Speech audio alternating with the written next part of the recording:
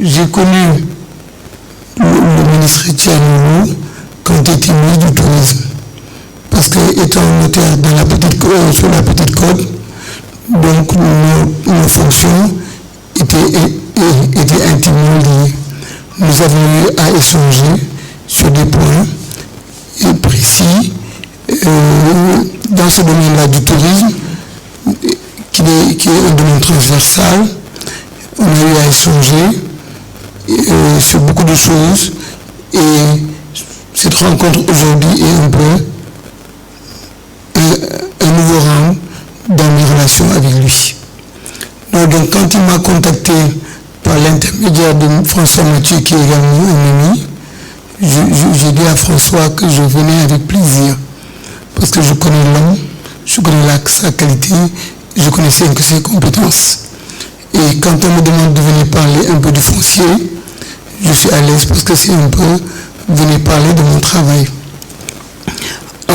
À l'entente de mes propos, je souhaiterais déjà préciser que la problématique aujourd'hui au Sénégal, c'est de savoir quelle politique foncière mettre en œuvre pour en faire un instrument de développement.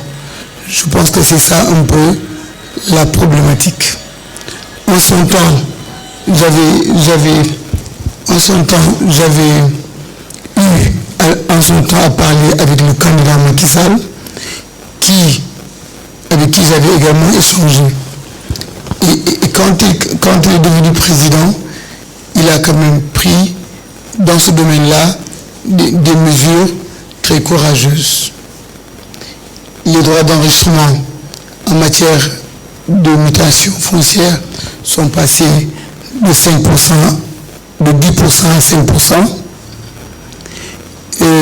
Dans la région de Thiès, dans le département de Mbour, il a mis fin au bail qui lie l'État du Sénégal à la SAPCO, ce qui veut dire qu'en clair qu'il a permis à toute personne qui était attributaire dans l'eau d'avoir un titre foncier.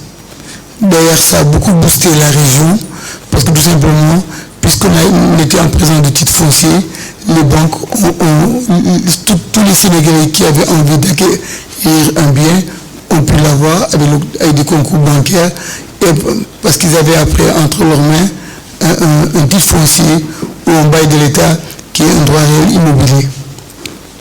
Il a également pris une mesure très courageuse qui a consisté à défiscaliser toutes les retraites de pensions étrangères. Ça veut dire quoi?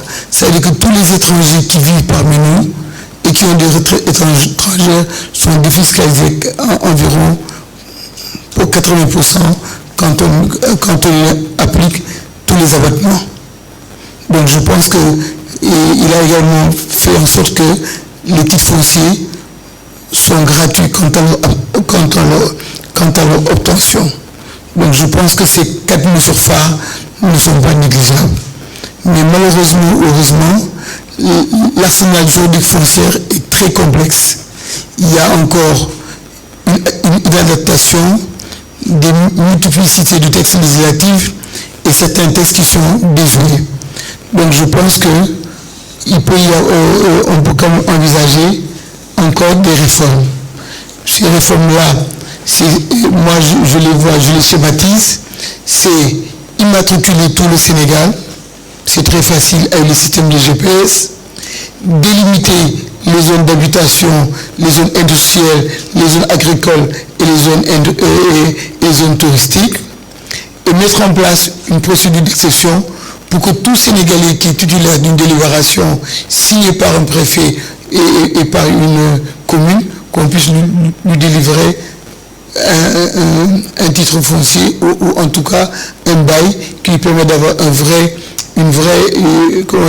titre pour pouvoir aller vers une banque ou en tout cas un établissement bancaire ou financier pour en fait valoriser son bien avec un prêt.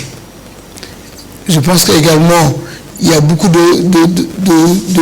lotissements irréguliers dans tout le Sénégal, les régulariser et permettre également au gouverneur, parce que le régime de Pour avoir aujourd'hui une autorisation de lotir, ça prend 5 ans, 6 ans, 7 ans. Donc décentraliser et déconcentrer en permettant aux gouverneurs, par exemple, de délivrer des autorisations sur des petits lotissements de 30 à 20 parcelles. Donc voilà à peu près, grosso modo, les grands axes peut-être d'une future réforme sur lesquels on pourrait discuter et aller encore plus au fond des choses. Je ne veux pas trop monopoliser la parole. Je remercie encore M. François Mathieu et le président et le ministre Tianolo de m'avoir fait confiance, de m'avoir invité et d'avoir créé un peu un cadre d'échange avec des personnes de qualité sur lesquelles on pourra échanger sur beaucoup de choses. Je vous remercie.